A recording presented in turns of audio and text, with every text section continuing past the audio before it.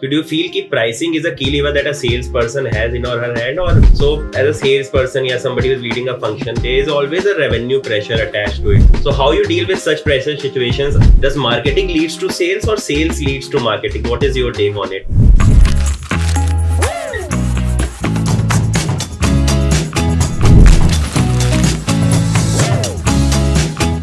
Hi everyone, welcome to Salaried Talks show powered by Apna, which is a leading job search and application platform in India. Here you get multiple job openings and you can just build your profile, put in the right keywords and you can go ahead with your job application. I think one of the most talked about profile that we see across MBA colleges या कोई भी अपना career start करता है वो sales रहती है और सेल्स को लेके थोड़ा डिलेमा भी रहता है कि इसमें करियर कैसे बनाए, कैसे प्रोग्रेशन करे.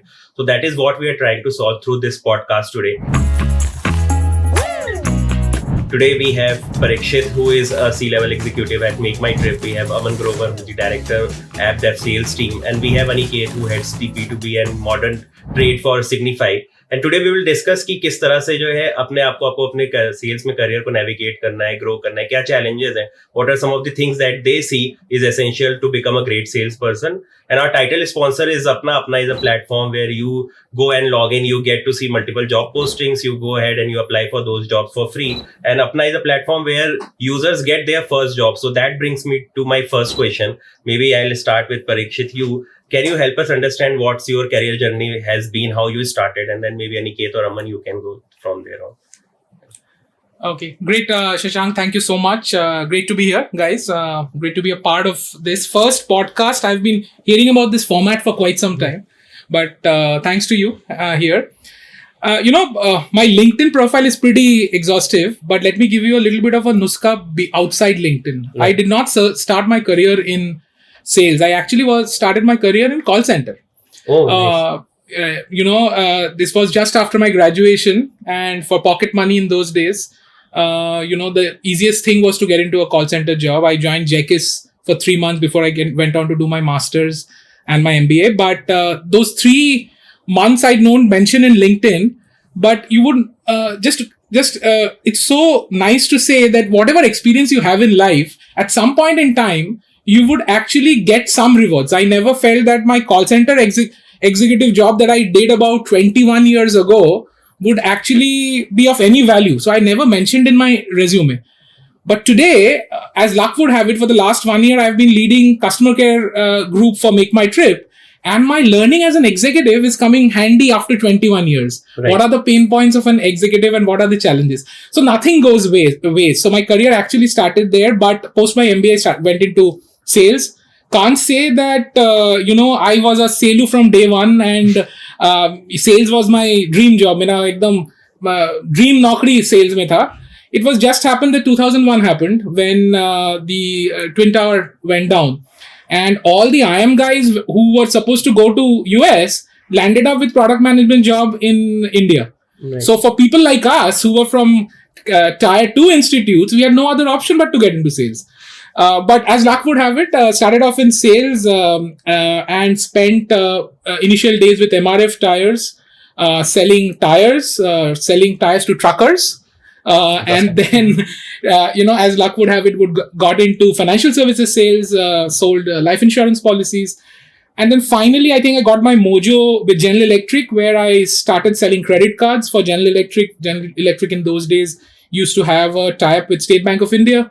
And my journey in real sales management started off there. Spent about 7-8 years there. Did a bit of sales strategy as well. Transition from pure play sales to a little bit of management side of sales. And then, last 7-8 years, 9 years actually, the transition has happened from sales to business leadership and kind of now looking at a couple of businesses that Make My Trip. So I'll take a pause there. Otherwise, I'll take a lot of footage and maybe pass on to the rest of the gentlemen. Yeah. Aman, you can share your journey, please. Okay, so my sales journey, education finish होने से बहुत पहले start हो गया, right? So I remember I was class 12 student and then CDs and DVDs were becoming very popular. And suddenly one of my friends came up and he said, let's start something of our own. And then we started writing CDs, music CDs, right? And then we were selling those CDs into the market, just out of passion, right? Mm-hmm. And then, we started liking that. Over a period of time, I think, we would have sold hundreds of CDs in, a small town in Haryana, Hisar, right? And while I was pursuing my graduation, like I was doing my computer science, and then did my MBA, and then there comes the time like when you have to choose the stream, like what do you do? Right. And so I went for sales based on my own interest, like, and when I came out of my MBA college, so the first job I was doing was with Stud Successes Limited, which is like a helmet manufacturing company. So they sent me to Chennai, and the way I was selling this was kind of a direct sales. Standing in the call centers and then selling helmets to the folks like who comes on a bike, and then when they go outside the call center premises, there used to be police checking them in, and then I realized that there's a trigger point when people actually buy, and the trigger point was a fear, right? So we put up a canopy there, and then I was like into direct sales doing that. Came back to Delhi about after 6-7 months from there, joined banks. So the first bank I joined was American Express, selling American Express charge cards. Back then it used to be like a big thing, and then joined Deutsche, for the wealth management services, Deutsche Corp here in Gurgaon. So did that all in like first 3 years of my career post MBA, and then stuck to Airtel for a very long time. So I spent about 11.5 years with Airtel. My first job was primarily managing franchise business for them. Went to Pune, became a team lead. That was my first experience of being a sales manager per se, right? And from there on, career kept on pivoting, from sales to distribution to brand management at some point in time. And then, online business was kind of, growing up at 2013-14. So built their apps website back then. 2017, Google happened. Joined as a consultant at Google, vertical business manager, which is largely, helping our large clients campaigns. And then working with them for last 7 years, doing, B2B sales, largely B2B sales and consulting, which is largely about, helping large, small startups to acquire user base, and we, use our Google products for that. So that's been kind of my journey thus far. Yeah, Right. be Aniket. So I started my journey after my engineering. In my first job, I started teaching. Oh, So I nice. had a very different kind of experience. I came into sales pretty late actually, but my first was teaching. I was teaching logical reasoning maths to BBA and MBA students. At that point, I realized that the best way to learn is to teach. So when I taught that concept, how it was very clear to me, that was very different from the time when I was studying. I went on to do my MBA from Nasi Munji after that. Every MBA student actually wants to do a marketing job, not a sales job after an MBA. Right. They want to become True a that. brand manager or a marketeer, and that was my ambition. So I started my first job as a brand manager with a company called Lotto. It's into footwear, apparel, and accessories, an Italian brand re-entering into India.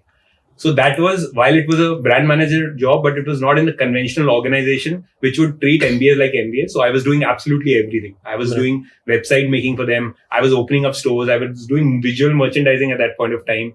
I was setting up events, stalls, etc. So I was doing a lot of it. I did that for a good 2.5 years. After that, I moved to a brand manager in a larger organization, which was Wipro Consumer Care, and I joined Wipro at that time, and I was handling a brand called Santur, a 1,000 crore brand, a brand manager for that. To say the least, it was quite overwhelming because when you worked in a slightly smaller organization as a brand manager doing a lot of work, and then you come to conventional organization expecting a brand manager to market, handle a huge budget, look at packaging, look at all channels, it was quite overwhelming. Till now, I was doing marketing, education, I was doing a lot of it. Then I started working with a lot of sales leaders at that time. And one of them was a modern trade leader. And modern trade was something which caught my attention because it was sales, but it was not hardcore sales where I have to go to a small outlet and ensure that sale to happen. I had to still work with B2B and companies. So I thought that let's try my hand over there. And I went there and I changed my location also. I was in Bangalore in Wipro Consumer Care. I came to Bombay in Wipro Consumer Care. And Bombay, back to my college days in city where I had done my education from. And it was great. And I found my passion there and I loved it. And after I've done modern trade for a year, I moved to Samsung. Again, a different industry. This was my fourth industry at that point of time. And I realized that every industry has something different to offer. While the function is definitely great, but the industry really helps us a lot to learn. So I started going into market in modern trade with mobile sales. Now that's very different. I did that for a few years. Then I did a marketing role with them, which was a regional marketing role, again with modern trade in Samsung.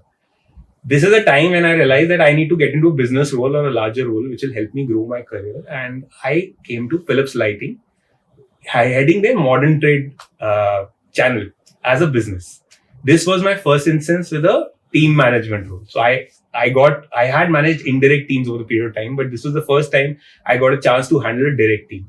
And that role over the period of 7 years where I've worked with them has expanded from modern retail to e-commerce to government canteen stores to D2C website and also private brand business which we have. So we have expanded this overall and my role is expanded, my team is expanded. But what I realized now that I'm cut out for this role, I am passionate about this role and sales, which I'm doing right now, and business. And I feel when I've done everything, this is where I've landed to, and this is what I want to continue doing forward. Got it. So you talked about modern trade. So just for viewers, any one of you would like to take a shot at it? कि sales के channels कौन से होते हैं different और क्या क्या रहते हैं वहाँ पे आपके stakeholders क्या रहते हैं? Maybe Aman or Aniket, if you would like to take a shot. So maybe I can tell you the experiences that different kinds of sales I've been through. So when I was working with bank or the helmet manufacturing company, it was kind of more direct sales. So with American Express, it was more about how do you sell the charge cards or the platinum cards of the world to the HNIs. So what you do is you in olden days you will find the database, you will call HNIs and then figure out the appointments, or you do the cold calls. You go to all those fancy offices, knock the door, do the cold call, find the right person, get the appointment, and sell the product. It was very different. So I was leading postpaid business back in 2006 for South Delhi sales, right? So it was more of franchise business. You work with franchises, help them, make more money by selling your products, right? And your job is to, keep the franchise motivated, get to the right margins for them, keep their staff trained, right? So that's kind of a hygiene for, franchise sales. And then there's another set of, other distribution model, which is largely working for the masses prepaid businesses, right? Which is, more around the company supplies to distributor supplies to the retailer, and the retailer eventually gives it to the customers, right? And then, this is kind of spread across country, but, 3 to 4 million retailers who would be engaging with you at any given point in time, and a large sales team will work with this, right? In my current role, it's more kind of a consulting and a B2B sales, which is more around how you provide your ad solutions to the right startup and how can you make them win in the marketplace. So yes, I think these are kind of buckets you can think of when you think of sales. And then Aniket said, it's the modern trade is up and coming channel, which is things like Subiksha happened, and then hotspots happened during those days of mobile revolution. Then these companies came up and started to sell through a different channel. They were setting up their own large retail stores, and then you would engage with those stores to put the right placement, and then make sure that you are present in those stores. Eye level is buy level. Eye level is the buy level, yes. So I think to add to what Aman mentioned, that if you look at modern trade, the core definition of modern trade by the name is that if you have a store with one name and there are multiple stores with the same name and similar format, is what a modern trade will come. Like a Spencer's, a Reliance, or a D-Mart. Yeah. When we look at general trade, the difference in general trade would be the nearby Kirana stores you have, the ones which will be around you, are being supplied through a distributor to a retailer model. So a company typically supplies to a distributor because distributor has a much larger reach and they are able to supply to much larger set of retailers what a company can directly go and supply to. That's why they leverage the distributor's capability of distributing as well as collecting money from those small retailers. Right. So that's a general trade and a modern trade. The newer models of e-commerce and direct to customer is all coming up. But these have been the two conventional models which have been there in FMCG businesses for a large period of time. Got it. I think from the answer that you three gave, मेरी understanding ये निकल के आ रही कि you need to be from a humble background if you want to start in sales. Because if you come from a privileged background, at times आपको अपना ego खाना पड़ेगा क्योंकि like you told. धूप में घूमोगे नहीं अगर humble background में नहीं हो तो धूप में नहीं घूमोगे. Right. So what is your take on it? क्या background plays a role in a person becoming a good salesperson versus somebody who is on an average basis? Yeah. What is your take? I won't say background and all, but I would say that you have to hustle a lot to be a good salesperson, right? I remember back then in American Express days, a fancy brand name by the back and say you work for American Express, but all I was doing is to go onto Safdarjung Airport, stand there and sell American Express Air India co-branded card. Right. And then, I would know when the flight is going to land. So those days, Safdarjung used to be an airport, right? 2005-06. And I was like having a full list of like when the flight is landing, and when 15 minutes later there will be a checkout, people will be coming out. I'll be standing there and saying, "Hello sir, how are you doing? Here's an American Express card for you." And then like that requires a courage, that requires hard work, and then like you said, you have to put your ego aside, that who you are, where you come from, and then do your job. So I think that's important. But at the same point in time, I think, knowing your audience is also very important, that who you are dealing with and how you are going about pitching your product, what's your proposition. I think that's equally important. Be it any part of the sales, like, you do franchise sales, or you do direct sales, or you do, distribution sales. I think knowing your audience is very well, and, crafting your purchase is very, very well. Right. So Parikshit sir, you talked about you're leading the customer experience team at Make My Trip. So what have been your learning in last 1 year? क्योंकि मेरी जो understanding वो ये है कि Indian consumer को सारी चीज़ें एक साथ चाहिए, सबसे कम प्राइस पॉइंट पे चाहिए और बेस्ट एक्सपीरियंस चाहिए. तो अगर ऐसा आपका एंड जिसको आप सर्व कर रहे हो वो इस टाइप का है, who is very demanding, so how you come up with innovation or strategies to make sure कि customer is satisfied and your CSAT scores are doing really well? No, that's a great question, by the way, Shashank. No, I look at India in a different way. I think we think that we are very price sensitive and price conscious.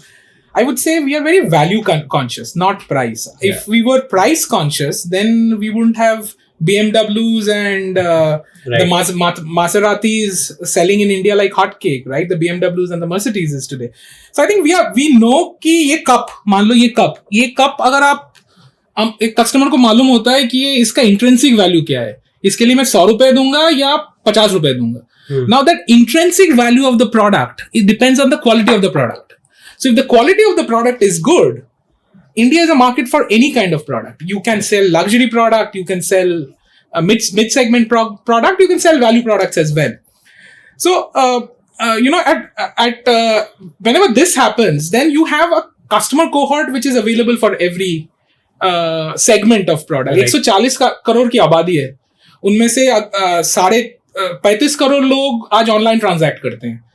US का population से ज्यादा है, जो thanks to the UPI revolution, right. 20 crore लोग ऐसे हैं जो आज Amazon, फ्लिपकार्ट, मिंत्रा में ट्रांजैक्ट करते हैं, जो कि शायद रशिया के पॉपुलेशन से ऊपर है.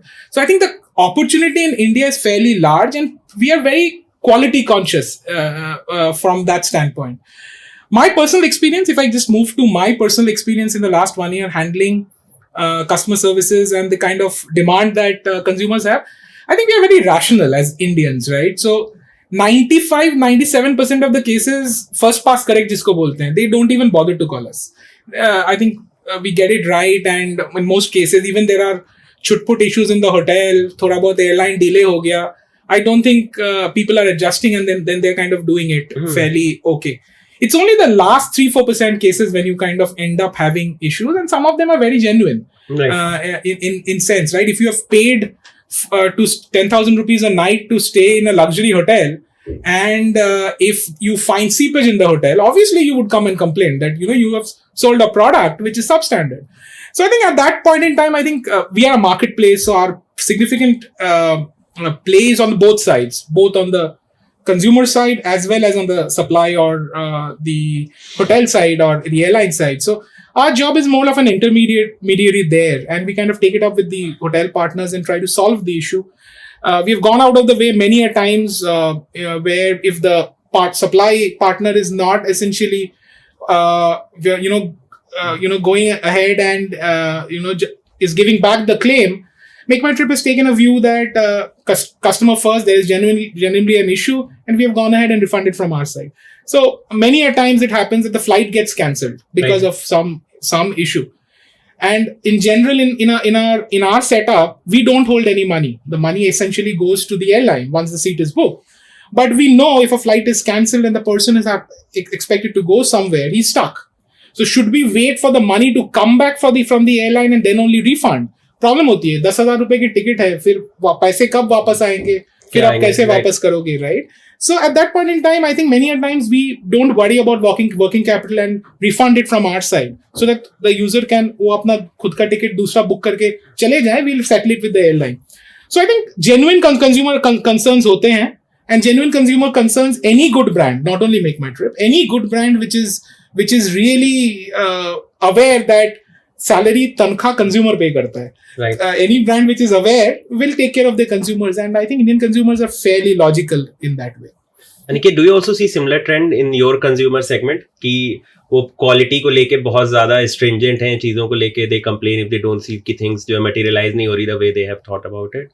See, a lot of FMCG / FMCD, the industry we work in, have become a commoditized over a period of time. What is happening is a lot of people are having Me Too products. So when we have a price issue, there's a lot of price fight.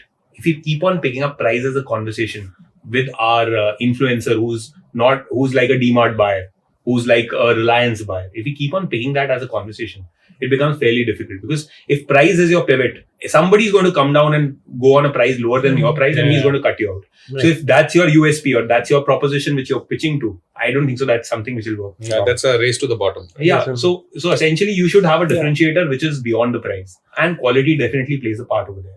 Now, quality is one thing, is having quality. Second thing is communicating quality to the consumer. If there are two products which are anyways commoditized as a category, and a consumer is not able to see a difference between the two, while there is a quality difference, that is a place where you will not get the sales which you want to. Right. So hence you need to be able to communicate that quality which is meaningful for him. So if it is lighting as a sector, example, if the light is communicated as a product which is better for your eyes, which is intrinsically better for you if you're sitting and you are able to appreciate your ambience better with a product which is of better quality, is something which a consumer will be able to pay a little extra for. If you end up giving a similar product in a better packaging, then he'll say, okay, I'll pick this, yeah, that doesn't matter. Right. So same goes for, say, example, mobiles. Mobiles became extremely competitive in the last 10 to 15 years with a lot of brands coming in and everybody going for the lowest price point to access the Bharat part of the India. Yeah. So everybody says, ki, let's go cheaper. But then there are some brands who kept on adding value, and brands like Apple tend to still have the largest share of profits because they talked about security, they talked about quality of picture, they talked about everything which is not price. So Right. that's where they did better. So I think it is important in the current day and age to define quality which is meaningful for the consumer and communicate it better. And that's how you'll be able to manage in this so much of competitive world which we are in. I think just to add to this, we're not price sensitive anymore. Like we used to be, like as a country, we used to be like very price sensitive. We are more becoming value seekers. Like from deal seekers to now value seekers. Like our customers today, they need things at a right price point. It's not like in India you can obnoxiously price things high. You have to find a right price point for them. They need good customer service. They need convenience from the product, right? And of course, like a better quality. So I think consumers have also evolved over a period of last 8-10 years with this whole internet revolution happening. Like, people tend to compare. Was not the case about 10-15 years ago. They'll go online, look for reviews, research about the products. I think, consumers are becoming more wiser by the day. So I feel they have become more value seekers than deal seekers. Right. Like there might be a segment who's deal seeker as well. Like, it's not that, offers and discounts don't carry any value. That does. But like, Parikshit said, like India is huge. It's like, 1.4 billion people, and then there's like multiple European countries in one with all different languages, and then, all different cultures, amalgamated into one.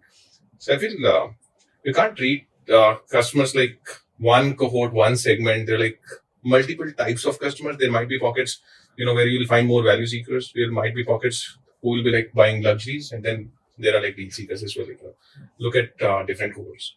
I think different brands also have different strategy. किसी की ये रहती है कि मैं price minimum offer करके maybe I'll kill the market, then I'll level up the price. So do you feel कि pricing is a key lever that a salesperson has in or her hand, or there is something different that you can offer as a value to end consumer कि जिसके चलते अगर आपका competition price पे आपसे बार-बार heads on हो रहा है, then you can beat them. Maybe so you can start on. No, if we say that price is not important, then we are living in a fool's paradise. That I don't think any of us are saying that. I think the point that we are trying to make is slightly different. Price can't be your only point of conversation. Right. That's the only point that I think all three of us are making. So in a sales pitch per se, right? I don't think you start off by saying I am the cheapest in town. Right. I don't think you start off with that. You would start off by probably looking at the consumer need. A great salesperson, and Rocket Singh Salesman, that's a great movie. It taught us that pehle pucho. Customer का need क्या है. अब वो एक ना sales का सवाल होता था कि गंजे को कंगी बेच दो. I think it's bullshit if I might use the word. You can edit this, but that's crap. Unless he has the need, you can't sell the product, right? So I think in any sales conversation, you need to first realize what is the core need, and basis that core need, then you kind of then look at what are the product offerings which can suit the core need. And when you're more closer to the closure of the deal, then I think the price comes into picture. Right? And so even if you look at the mobile phones is one of the toughest categories, right? In terms of sales. If you look at the brand communication these days, I think price has taken a backseat these days. Now you talk about the camera and how powerful the camera is, how images are great, how AI is a part of the camera processor to kind of phone processor to kind of improve. So you're actually moving the conversation first towards something which the younger generation is hooked onto. So camera is linked with social media. The need is to be looking good in social media. So that's the core need.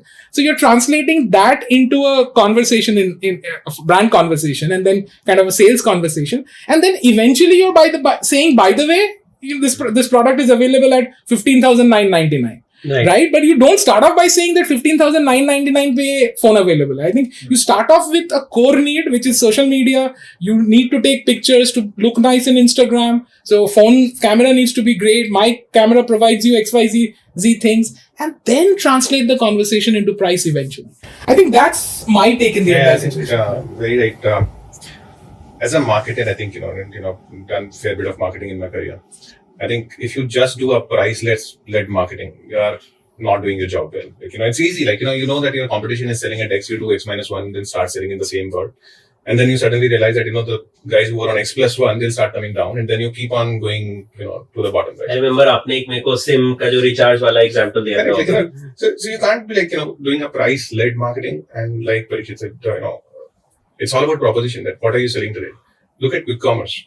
Today, if I need something in 10 minutes, I don't care about price. I just need it because there is a hot food in the kitchen and I need to add some masala to that, and then that gets delivered in 10 minutes. 5 rupees expensive, seriously, no one cares today. Right? So the whole conversation of e-commerce being a platform for deal seekers, you go compare prices, I suddenly moved away from price to 30 minutes, price to 10 minutes. Price to convenience, that, you sit at home and you don't need to step out, you don't need to look for parking, and then you don't need to, go in hot sun in Delhi, of course. You just sit and order. And if it is 10 rupees expensive, sometimes you don't even know that they are charging 12 rupees per order. If it is less than 149 rupees, you don't care. So I think this is a brilliant marketing move that, you have suddenly pivoted away conversation of e-commerce from price to convenience, price to quick delivery, and then pleasure of your home. You sit in AC and someone comes and delivers it to you, right? And you are paying an extra price for this. So I think it's all about how you position your product. If you want to position your product price first, I think God saves you. It will be a race to the bottom. And there's a very popular book called $100 Billion Offers. Talks just about this. Don't use median pricing to attract your customers, because someday someone will manufacture at a lower cost and kill you, right? And I think it happens in your world more often than B2B, but yeah. It does. So I think all of us are saying one thing, that at the end of the day, you have to find the right set of customer, the cohort you're communicating to. The product you're communicating should have a USP which should be meaningful to that consumer. If that consumer does not find value in your product, he will come back to you with a price discussion. But if he finds value, like a good example of Q-commerce has been given. So at that point of time, that price discussion goes out of the window, and it is convenience, it's other USPs. So example, even in mobiles, as you were talking about, there has been a lot of talk on camera. There's been a lot of recent talk on security as well. Yeah. Now there is an important proposition for consumer which we need to understand, which is beyond this, because a camera increase after a certain bit will not make any sense as well. So there is no point talking about 4 cameras, 8 cameras and 12 cameras, because at a point of time, then that will become redundant as a conversation. So maybe what a few brands right now are talking about AI or a language change or communicating in that way. That is something which is a differential from across the other mobiles, which a Samsung is doing. Now that's something which can be the USP. If a consumer finds it useful, he will pay the X price, higher premium compared to the intrinsic value of the product, which is being offered by any other brand. So that's something which could be the way to go. moving to some personal side of things. So as a salesperson or somebody who's leading a function, there is always a revenue pressure attached to it. At times it might be under your control, at times it might be not. So how you deal with such pressure situations, understanding कि यार अब मेरे को एक team भी report कर रही है, मेरे ऊपर भी प्रेशर है, मैं इसको बॉटम डाउन ना जाने दूं या अपने तक होल्ड कर लूं. If you hold it on yourself, then you are putting yourself under more pressure. So how you tackle with such situations? No, is the question on how you handle revenue pressure, or is the question how do you take team There along towards your are target? two parts to it. First is the revenue pressure, and second ensuring How that do you bottom ensure? down वो नहीं जा रही, trickle down effect. Yeah. No, great question. See, end of the day, if you're none of the businesses that we work for, I'm sure both Aman and Aniket will vouch for it. We are not an NGO, right? We all work for companies which is there for profit, right? So at the end of the day, revenue is critical with respect to overall company's performance.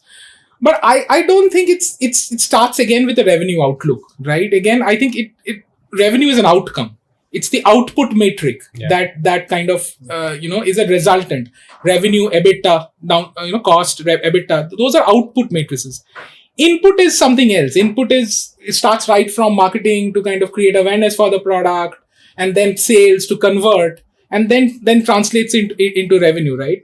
So I think the way to look at it, again, I might sound a little theoretical here, but the way to look at it again is start off with whether there is product market fit, right, for your product.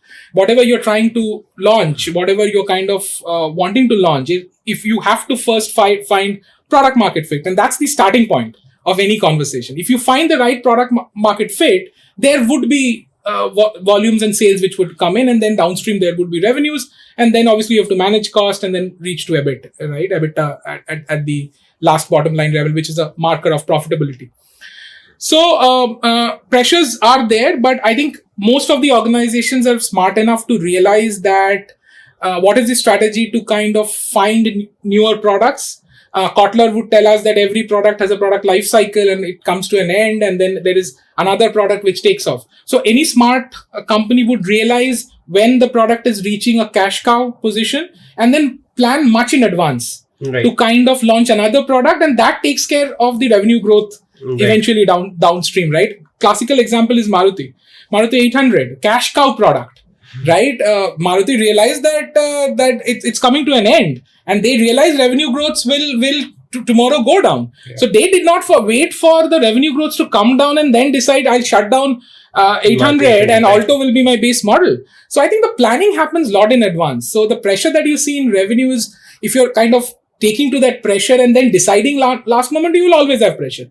Any smart company will actually look at data, look at consumer voice, find out where they are doing well, find out what is not working out. Consumers are changing, right? There's a new set of consumer coming in. India is pretty large, and the younger population is growing, and their needs would change. So if you keep at par with the need, then you would realize that next agle saal agar mere ko 50% grow karna hai, it's going to come from new users. Right. Now the taste of new users are different from the users who were already using it. Right. So what kind of product do I get in?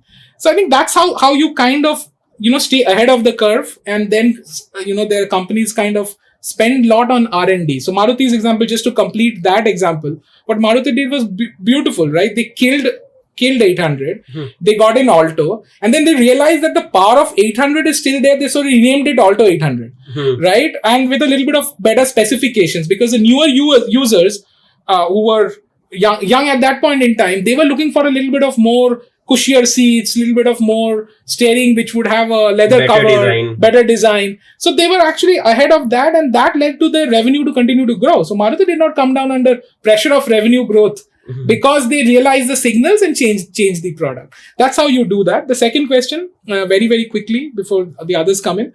I think for the team, it is very important to know where they're going, right? Rather than giving them pressure ki agle saal 50% growth hai mere upar. I think the best part is that the way there are 3-4 value chains. The consumer is a part of the value system. The organization of the shareholders are a part of the value system. The employees are the third part of the value system. So if you are kind of clearly communicating that where is the organization heading and what value does it bring to their life, they're always aligned. Right. to growth, and there is no pressure per se. So I think it's all about doing that. Aman, would you like to take a shot at it? Yeah, I think, Parikshit gave a very product-centric answer to this. That, this is a product life cycle. I kind of agree that, if you've been a brand manager, product manager, you'll always think like, when my product is reaching maturity and how should I deal with growing sales, and then, there will be a tapering off phase and then declining. I'll give you possibly a salesman perspective to this, right? You being in sales, I think, and if you have kind of got into sales with a choice and not by chance, you love those pressures. Like, that's kind of, I wouldn't say sales pressure, I'd say sales excitement. That's the fun of being in sales, that you're chasing a number. At least a number. Like in most of the jobs, you won't know that what you're chasing. KPI care. But at least in sales, it's very clear it's revenue driven. It's very hard in, customer services. Like, I have full empathy with those folks. They have to figure out what is my customer satisfaction score, and it can be a random number like customer throwing based on their mood, right? But sales, it's very clear, like, you are chasing a number, and it all starts with, how you set it up. And most of the organization, I realize that, are very reasonable in this. Like, while they have some pressures, if you are a startup, you might have a pressure from your VCs to, hit a number, from your investors to, go in a certain direction. But at the same point in time, you would appreciate that, all of us are like human beings, we are reasonable. And we know that, what goals to give to your teams. You won't go and, tell your teams, hey, I need 30% EBITDA. They won't even understand. Like, if you're dealing with the sales teams, I think the first job is to decode it for them, make it simple enough. And like Parikshit said, that you work on input matrices, you don't work on output revenue. Revenue will happen. But if the matrices, input matrices are correct, like, do you have a sales rigor? Do you have enough pipeline? Did you meet enough customers in a month? What was their response? And how those responses been captured to rebuild your pitches? I think then, it's easy. But if you're missing out on your fundamentals, which is like, I need to, go back to my house and then, write down 3 things which happened to me today and decode them, that how should I plan my day tomorrow? Then you're missing something, right? So one of my old bosses used to use this analogy. The first 3, vowels, which is A, E, and I, defines that how good a salesperson you are. So it is A stands for analytics, A is execution excellence, and I is insights, which is like consumer insights, right? So if you stick to these 3 vowels, which is around be good in analyzing your customer, have a good sales execution excellence, that, your go-to-market rigor and pipelines, and then how you are meeting your customers every day. And finally, it's all about, consumer insighting, that what you bring back, which is like, salespeople like the most or more closer to the customers. Like, how do you bring back and then feed it back to the product teams, feed it back to your finance teams who are setting targets, and feed it back to your bosses? Like, this is how I view market. I think that makes you a good salesperson, and then reduces pressures as well. Right. Aniket. I think so. When a person is in sales, he knows he's in sales, so he should understand the pressure he will get. If you look at you being overwhelmed at times with the pressure, that will happen. So one should have a outlet towards that as well, and preferably that outlet should not be towards the team, Right. because the team is going to be getting very overwhelmed with that as well. Because you're overwhelmed, if the boss is not in the or the manager is not at the place where he is very calm-minded, the team will never be calm-minded. So that's something which is very critical. I think that a salesperson, if you're able to find your passion in sales, so it's just like, so an analogy could be a subject two subjects, one of which you liked in your school and one which you didn't like at all. The one which you liked, you would study the least and still get good marks and be very happy about giving that exam. And that one subject would be that you will be so scared that even if you study till late at night, you'll not score over there. So if you found your passion in sales and you feel that you're good to be there, you will not feel that kind of a pressure as otherwise somebody else would feel. About the team management bit, I think I totally agree with Parikshit and Aman, how they put it in the fact that you need to break down the problem into smaller things, have mitigations around every problem which you have. So if you see a challenge in a certain number happening, you will plan some more numbers around that. So if you have to do 50, you will plan for 100. And Right. you'll reach 50. That's something which is a very basic logic which we follow. The conversion rates, right? Yeah, so something will fall out at the end of the day. Some money will not come in at the right moment. The bank will be on a holiday. Some stock will not be available. The truck is going and maybe there's something which is stuck up and it will not reach at time. Murphy's Law. Murphy's Law is so common in sales. Yeah, so something's going to be wrong, it's going to go wrong. So that's something which is you need to plan as a mitigation. And that's something I think is what we need to look at when we're doing sales. And organizations are reasonable. They understand everything. They work around plans. Yeah. And we just need to channelize that plans towards the customer in the right way. because there might be 100 products they're launching, but maybe the 20 products are perfect for your set of consumers. If you can get those 20 and break it down into 10 successful products, which will lead to your overall numbers, that's where you can actually be pretty happy about it. Can I add something? Sorry, Yeah. just to kind of add to what Aman was saying. I think on that pressure bit, now the pipeline management thing that he touched upon was brilliant, right? So pressure is all about the output, but if you just kind of translate it into input and then focus only on the input, I think pressure comes down. So suppose if you are expected to deliver, say 10 bottles of sales, any product, 10 cases of sales by end of the month, right? And you know that every 10 customers I contact, one buy. So your conversion rate is 10%. 10%. So if you have to, at the end of the month, deliver 10, from first day, you should have a multiplier of 10 to say 100 people. Do I have that 100 people of hot pipeline who will convert this during the month or not? If you're planning that, there's no pressure because you know the outcome. You know what is your probability of hitting that number. And a smart sales guy will not keep a buffer of 100. He will probably keep a buffer of 120 because Murphy's Law is going to hit. And 20 customers might still not convert. Right. So if you're a smart sales guy, any smart sales guy would actually have the pipeline which is strong enough to result into the output matrices. If you think that way, there's no pressure in sales. Yeah, I was just adding up. I think, we are all salespeople only, on this planet. Like, we are selling one or other thing at any point in time. Morning में उठ के mummy से कहना कि ये सब्जी बना दो, उससे लेके. So we are selling, sometimes we are selling to customers, sometimes we are selling to our kids, to our spouses, and then, all the time I think we are selling. It's more about how do you find your calling into this, and you start to enjoy that, meeting with customers. I remember, one of my ex-colleagues asked me that, I'm an introvert and can I be a good salesperson?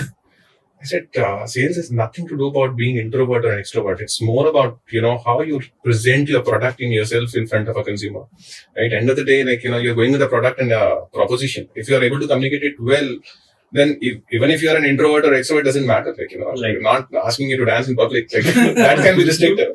But it's all about presenting yourself. I think this brings me to one of the most asked questions जो किसी भी B-School interview में पूछा जाता है. Does marketing leads to sales or sales leads to marketing? What is your take on it? Why don't the other gentlemen for this time start? I'll come back. Yeah, sure, I have my answers also.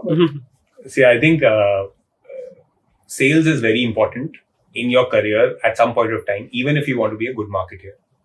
Because sales is where you actually get in touch with the consumer right at the ground level, understand his core insights. So even a marketer does a lot of market research. He goes to consumers, he asks all those questions and how do you use it, how you don't use it, how is this product different from the other product. With sales, you get a first-hand insight of that. So if you want to be a good marketer, at some point of your career, you need to do sales. Now, whether sales lead to marketing or marketing leads to sales, I think my previous analogy also which I drew is that you need to find your passion. If you like something, if you're going to do that for a longer part of your career, you're going to be more productive. And people are going to be able to appreciate what you're doing and you will be able to add value in these 10 to 12 hours of work which you do. So I think that any good marketer needs to get into sales, and that's what conventional B schools also or conventional companies who come to B schools put the guys into sales initially and then get them to a brand or a marketing role. So that's how the journey has always been. Right. So that's my 2 minutes on this. Yeah. So very quickly, I think, I kind of fully agree with what Aniket said. You have to, do your hands dirty, first of all, which means that, you have to be out in market, experience that what goes on in mind of a consumer by actually being very close to them, right? So it can't be that, you are straight out of MBA college and then you've been made to sit in an AC office and then you are imagining, hypothesizing every time, you are selling a product or building a product proposition that this is how my consumers will think. Well, you do all market research, but if you've done by yourself, I think that adds a lot of value. What comes first, what comes after? I don't know if there's a definitive answer to this. There will be people who would want to do marketing first because they want to get deep into research, propositioning, and then, want to understand finances and brand management. And then, also want to have an experience of sales. But if you can build a strong career without doing both, I would doubt. Right. So I think, sales, marketing, operations, I think this is combined makes you a good professional. And, there is no perfect sequence to it. But if you were to ask me, I would agree with Aniket. You do sales first, early in your career, while you have a lot of passion to, go out in market, stand in hot sun, and then, meeting consumers and then going to distributor points and then waiting there for 3 hours before your turn comes in because there are like 10 more companies queuing up there. That requires a different level of energy, right? So if you do it early in your career, I think even better, and then follow it up with marketing. Got it. No, I think both the wise gentlemen have given you the answer right fairly well. But before kind of getting into in my head, what does marketing do? Marketing is essentially generating awareness and interest for the product. That's primarily the job of marketing. If you ask theoretically, in olden days, people will say that marketing comes first, then comes sales, because sales is converting, right? You get the consumer into the shop. अगर आपके पास एक दुकान है, right? दुकान में आप mobile phone बेच रहे हो, तो पहले तो लोगों को पता होना चाहिए कि आपके पास मोबाइल फोन है और मोबाइल फोन के लिए आप आओ दुकान में. तो मार्केटिंग का काम होता था इन ओल्डन डेज कि बताए कि दुकान खुल गया, आप दुकान में आओ, आपको हर एक किस्म की मोबाइल फोन मिलेगी. That's the primary job in olden days of marketing. And then after आप आ गए, देन वो सेल्समैन खड़ा होता था, वो बोलेगा ये मोबाइल में ये फीचर है, ये देखिए इतना प्राइस है, और फिर कन्वर्ट करता था. That's how I think in my head you differentiate marketing and sales, right? But I think things have changed of late because a lot of information actually at the sales counter gets passed on to create interest levels. So what I'm only trying to say here is that if the same example of the mobile that I was trying to give, if the consumer is not buying the product, you have told the consumer, come to my shop to buy mobile because I have all varieties of mobile phones which has great camera, right? And the example which Aniket was giving, that today probably consumers are not looking at camera and they are looking at the processor speed, say for example. And you have kind of gotten the consumer saying that camera ke liye aa jao, camera, and then the salesman is trying to sell camera. The consumer is saying, boss, I don't need camera, I need a faster processor. Now this information has to flow back to marketing. Right, from marketing to then change the communication and then get in a new set of consumers who would come and convert. So I think it's a very symbiotic, the example that I was trying to give you, it's a very symbiotic relationship between sales and marketing. It's not about who scores over other, right? It's a symbiotic relationship. End of the day, if sales don't happen, marketing will also have a tough time because revenues won't come in, right? So I think it's more fairly symbiotic in nature. As far as careers are concerned, you can start off with sales, move into marketing, and you can start off with marketing, move into sales. Generally, I agree with what he was saying, that in your younger days, because the energy levels are significantly higher, start off with sales and then possibly move into marketing, which is a little more analytical driven, understanding data and then communicating to the consumer and figuring out ways to kind of get interest levels and awareness up. So I think that's my 2 cents in how you should look at these two functions. I think changing gears, one thing I would like to understand at different point in your career, wherever you might have moved from a IC role to say a people management role. तो वो let go करने वाली चीज कब आती है कि यार अब ये सारी responsibilities अब मुझे नहीं लेनी है, ये 2-3 लोग हैं, अब इनको भी देनी है कि ये लें और फिर इनको इंडिपेंडेंस देना है कि you go and operate. So how do you decide कि अब it's time कि मैं थोड़ा सा micro manage कम करूं या zoom out कर लूं, I need to focus on bigger things. How do you manage the situation? So maybe I can start off. So I got to my people management fairly early in my career, 4.5 years, I think, as an IC, and then got into the people management. And you're right, and this is my favorite interview question as well. If you're an IC converting into a people manager, how will you let go? And it's kind of a interesting conundrum because, if you're a good salesperson, you would want to do things by yourself, right? And if you want to be a good team manager, you would want your team to do things by themselves while hand-holding them to some extent, right? So there's a kind of analogy generally I use is of being a team captain versus coach, right? In initial frontline sales, right, you would need a team captain as well, a frontline team lead who should be right there in the ground with you, right, playing around, and then coaching you right there and telling you, saying, hey, listen, this was not a right shot, giving you a cricket analogy into this, right? But as you grow up, I think you grow up as more of a coach. So it's more like whether you want to be a Rahul Dravid sitting outside the ground and then, looking at how everyone is playing and then giving them a feedback later, or you want to be, Rohit, who is in the ground and then, charging people up and then, making them rally behind him. So it's kind of how do you balance the two, right? But one thing for sure, to be a good team lead, especially, on the sales side, you have to let go a lot of things because you want to you want to lift your team up, and that can only happen when they do stuff themselves. Well, I'm all in for co-creating, but you cannot hold hands for a very long period of time, because then you're paralyzing your own folks, right? So I think question rightly asked, but there comes a time when you have to actually let go. You have to realize that you are becoming a coach more of sitting outside and then helping your team spend. Got it. Aniket? I think I have got into a team management role around 8 years back. So my team has significantly increased over a period of time, and I've had my set of challenges, not letting go or working along with them and doing a lot of stuff. So I've had my set of challenges. What I feel is that, as clearly mentioned by Aman, I think it's good that if you are not helping your team or enabling your team or working along with them, then you're paralyzing them. You're not letting them grow as well. So if you just enable them to do their stuff and then move out a bit, they will be able to grow better. And that's what a good manager wants. Because eventually, as the business size increases, as your team size increases, you can't get into everything. You will end up burning yourself. So that's something which is very critical. And but the strategy also changes a bit with the people who are relatively new, people who are older, who are more mature, who are working in a certain way. If there's somebody who's joined new in our team, maybe we'll have to handle them a little bit more than obviously the people who've been there before. Those are the guys who you might need to go every meeting in. You might need to work along with them like you used to work way back in your earlier days. And that is when they will grow up, and at a point of time, they can be a buddy to a person who's joined new. So my favorite concept is I try to make buddies within the team, and I try to tell this person to be responsible for that person. And that's how both of them grow. This person helps the other person, and that's how they grow. And the newer person learns from the older person. So I try to do that a lot in my team. That's my way to do it. So here you are handling I think a lot many people there, because you told it's customer experience, then there is home stays as well. So वो synergy कैसे maintain है that these two teams talk with each other and at least they are under the same vision and mission that you have planned for the team? No, these are two different buckets. Okay. Organization felt completely, I don't know why that they can be mixed together. I don't think there is any mix. Homestays is a new category that Make My Trip is trying to invest and build.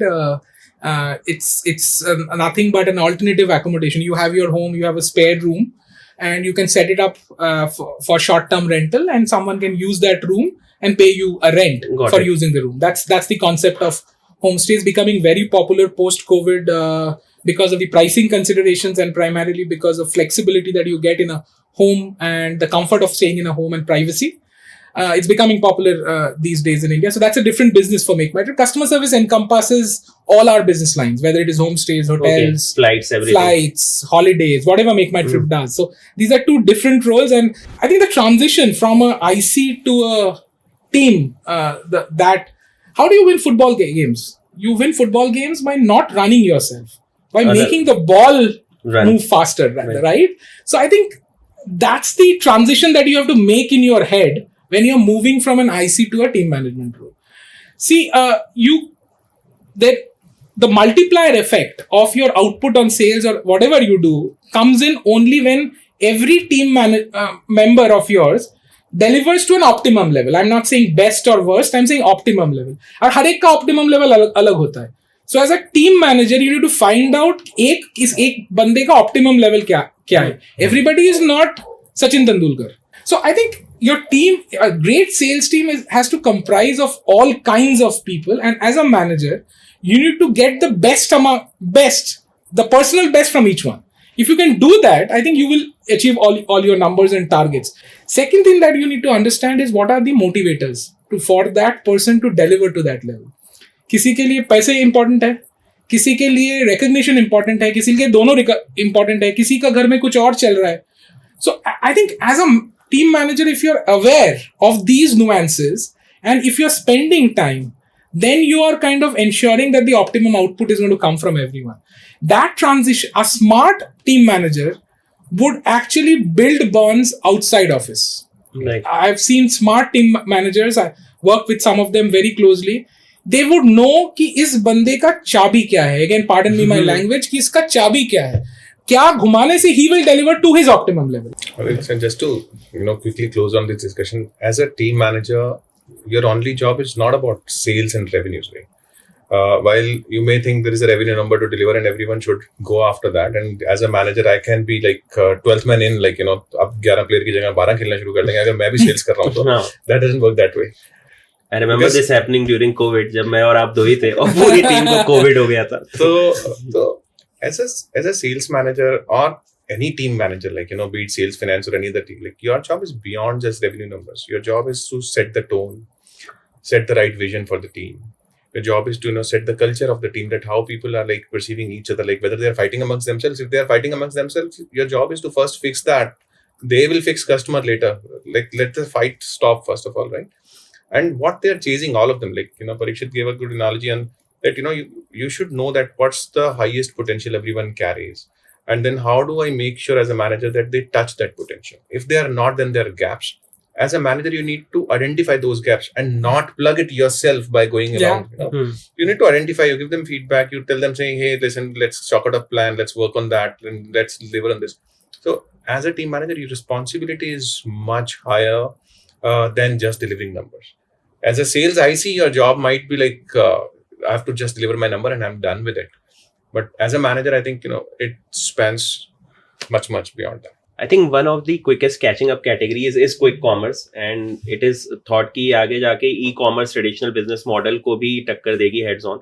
So what are your takes on quick commerce? Do you feel that it's a profitable model, or it's a fad, it will go away in next 1-2 years? No, interesting area for sure. Now that Zomato is bought Blinkit, Right. and Swiggy has started Instamart, and then there is these WizKids who did Zepto. I think it's an interesting space to be in. I think the younger generation, I think I see my two 14-year-old twins, they are always in a hurry. They want everything at the instant, right? Right. They need instant gratification on everything. That's how they lead life. The younger generation is moving towards instant gratification. So speed of delivery may be a differentiator for quick commerce to actually make a profitable business. So if you are kind of then differentiating and saying that you need a chocolate at 2 a.m. in the morning and I'll get it delivered in 7 minutes. Right? And then you say that because I'm delivering in 7 minutes, you pay me 20 rupee delivery charge. I think that's the storyline on which this is kind of getting built. And I see a lot of potential because the younger generation, thanks to instant gratification being available at every sphere, the mind is trained that way. Abhi mere ko chahiye to abhi chahiye. Yeah. And because of that, they are willing to say, okay, even if I have to pay 50 rupees extra as a delivery charge, I will still buy it that way. Right? And if you just then also translate, if you have to go out and get something, you have to use your bike or a car, utne ka aapka petrol to lag hi jata hai. Right? So I think it has value creation at both sides, at the consumer mind because of instant gratification and not spending anything to go out, and because you're doing it at a large scale, the overall cost structures of delivery go down significantly. So the unit economics works out that way. So I think my short answer to this long question is it's viable because of the younger generation now not wanting to wait for anything in life, and that's why they want delivery faster. And everyone's playing that game of delivery faster, and then you have to figure out a way to charge a little bit more for that delivery to make the unit economics sustainable. I think it ties back to original point which हम discuss करते कि अगर आप value deliver करोगे तो pricing can take a backseat. Yeah. It can't be at the forefront. Exactly. So what Aniket, you take? So I think a lot of points have been covered, and everybody sees value in it. And so the only few pointers which I see are slightly different or from a scalable point of view is that Amazon, or for that matter Flipkart, have got 100% or 99% serviceability on pin codes. Right. Currently the Quick commerce QCOM is maybe into 24 or Metro 26. phenomena, basically a metro phenomenon. So how does that actually go into Great the point. rural part of the country or the tier 2 and tier 3, and how does it actually increase? Because if that happens, it's a really big thing which is going to happen. Yeah. Till then, it is fairly big, because as we see, the products which are selling over here has also increased. White goods, for that matter, being sold on QCOM or a mobile phone available in 7 minutes is something which is a very big thing to happen. Right. That is something which will change consumers' mindset a lot, and they will stop going out for anything and everything. That can happen. However, whenever a new model comes in, like e-commerce came in. At that time, retail had a major conversation that e-commerce will eat up the entire retail and that will become the only way while we buy. Right. That didn't happen to that extent. It's taken a significant share, but it's not taken 100% away. So will QCom impact the e-com in that way? Or for that matter, QCom impact the physical trade as well? Or for that matter, all the other outlets now become the dark stores for QCom? Will that happen? Time will tell. Or even e-com can transform to QCom at some point in time. Like, I'm sure Like, those guys would be very worried. if Amazon can deliver, same day, they can very well deliver in 30 minutes as well at some point in time. Amazon daily, they are trying to do something on that line, right? Right. So, but largely, if you look at this, then this is again coming back to the point that if you deliver value to the consumer, he's going to come to you for something, for picking up the product. So that's something which we can see has happened here. I think this brings me to my last question. Do you feel that there is a lot of chatter around AI? How AI will impact life of a salesperson? And what are some 2 or 3 skills that you feel that if you want to build a solid career in sales, you should definitely have? AI is very interesting. It's very new. Earlier, when we used to, in sales, want some reports, we'll tell someone, say that you build in these 3-4 reports. And there's obviously limitation to the number of reports you can tell someone to build in. He will build in 4, 5, 6. The cuts everybody wants to see. With AI coming in, maybe the number of reports can be immense. Now, the problem with too much of data and cuts is that it's overwhelming. You sometimes don't even come to know that what is it you should focus on. If there's too much on the plate, you don't know what to eat. Sometimes people prefer a non-buffet meal or a la carte meal so that they can taste that food better. Right. That's where we as salespeople or as senior stakeholders need to understand that what is it we need to focus on through AI. So if we are able to focus on those 4-5 reportings and focus more on execution and not just reading a lot of data, that's something which can be helpful. From a skill perspective, what does a new sales guy or a marketing guy for that matter need? So as I said that I have transitioned a lot from sales to marketing in my career. If I see that what I did in sales and what I did in marketing, if what is different is in sales, I had to do ground level work. I had to convince a guy, a distributor or a retailer or a partner. But in marketing, I had to put that in a very consumable way for the set of stakeholders, largely internal, and making an impact in a way that it can impact across the organization through my effort at a larger level. That is something what a sales guy, if he wants to transition into marketing, needs to look at. He will need to put all his knowledge together and put it in a consumable way for the larger set of organization to consume. Right. Other thing is that at a sales level, sometimes we do not have those kind of skill sets which are required in marketing. If one is able to understand that what is that gap in me, which will help me transition from an effective sales guy to a marketing guy, and you are able to learn anything around it. There's so much content on the internet nowadays. If you're able to learn that, I think you can successfully transition from a sales to a marketing guy. I think that's my 2 bits on this topic. Maybe I can make an attempt since, AI is still relatively new to a lot of us, right? I think first thing first, this is not a hype, right? I feel that this is going to stay here for a very long time, right? And to your question, how a salesperson can utilize it to their benefit, I think you can start with the most basic use cases. Like, what you do every day is what AI or large language models can help you on. For example, think of it. Early in the morning, you want to write an email to one of your clients, and then you're struggling at what and how I should articulate this mail, though you have the broad thoughts in your mind. You can go to Gemini, which is like Google's own product on AI, and say, hey, listen, I want to write a client email. This is the brief for you. Can you craft a nice looking email for me, which is more professionally, inclined? So I think use cases like this.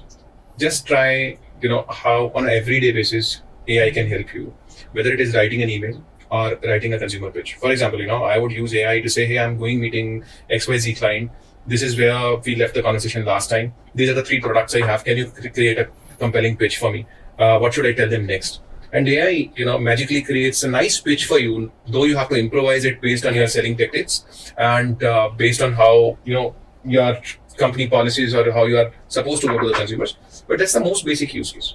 And my advice to all salespeople out there who spent, either 1 year or 10 years, 20 years, just try your hands. And you will find some magical use cases there, which is from writing an email to crafting a pitch or to convincing a CEO. Or if I'm going and meeting my boss in my one-on-one and I had a lingering concern, I can ask AI that how do I solve this concern with my boss, and this gives you some broad Direction. thoughts, right? And suddenly, boom, like, you are at least mentally well prepared. So my guidance would be that, not even salespeople, like everyone should try their hands to see that what are the possibilities with these large language models, and it will only evolve. I'll keep it short. I think both the gentlemen both Aman and Aniket have put it very nicely. Just to give an analogy, it's a tool in the hands of the sales guy. So sales guys had a lot of tools. Sales brochures used to be one tool that they would use to make their lives interesting and their conversions better. AI is a tool. You treat AI as a sales. If you kind of bring in an analogy, sales is like war. Salespeople were using knives to fight a war. Now they have AK-47 to fight a war. Right. That's AI for you in a very very nutshell. Both the gentlemen talked about how it can help you to process data faster so that you know which is actually a hot lead for me to kind of attack first.